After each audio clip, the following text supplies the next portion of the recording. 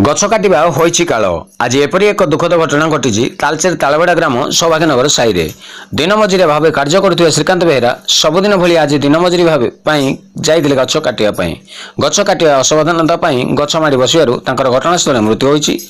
मृतक हेले श्रीकांत बेहेरा ढेंकानाल जिल्लार कमर ग्रामर। यही खबर पाई कंडाल सरपंच प्रतिनिधि मदन मोहन महापात्र नायब सरपंच मीनकेतन नायक घटनास्थल पहुंची मृतक परिवार को संबर्धना जनाया सहित घटनास्थल पहुंची तदारख जारी रखिछथि।